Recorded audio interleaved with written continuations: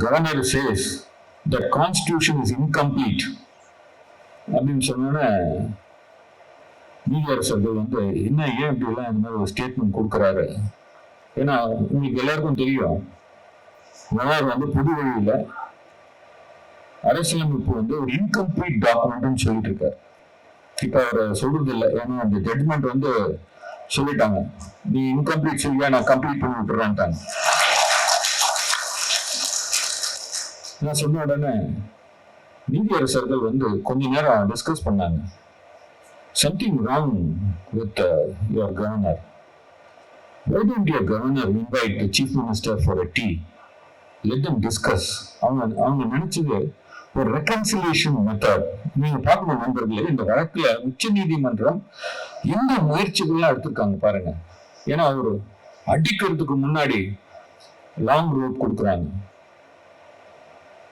Governor என்ற மரியாதை பதவி அரசியலமைப்பில் முக்கியமானவர், அதனால அவருக்கு அந்த இது கொடுக்குறாங்க. நீங்க கூப்பிடுங்க, பேசுங்க, டிஸ்கஸ் பண்ணுங்க. உடனே அட்டார்னி ஜெனரல் ஒத்துக்கொள்கிறார்.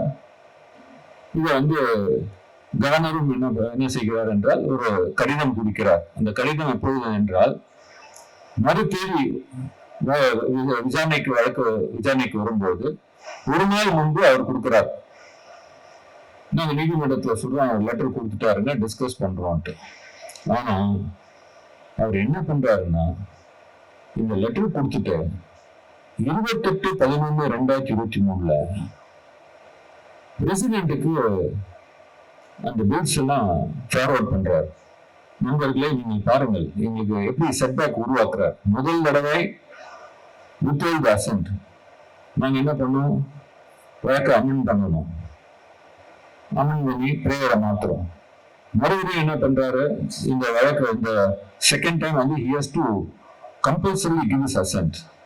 அதை ஓவர் கம் பண்றதுக்காக அவர் பில்ஸ் நேரா பிரசிடென்ட்டுக்கு ஃபார்வர்ட் பண்றாரு. ஸோ மறுபடியும் நாங்க எங்களுடைய வழக்கு அவருடைய பிரேயர்ஸ் அமெண்ட் பண்றோம். இந்த தெருவால அவர் ஃபார்வர்ட் பண்ண பிறகு முதலமைச்சர் அவரை பார்த்து, நீங்க அவர் டீக்கு கூப்பிட முதலமைச்சர் செய்கிறார். அவருக்கு ஒரு லெசன் எடுக்கிற மாதிரி ஒரு கடிதமும் கொடுக்கிறார். ஆனால் கவர்னர் அதன்படி செய்வாரா? செய்யவில்லை.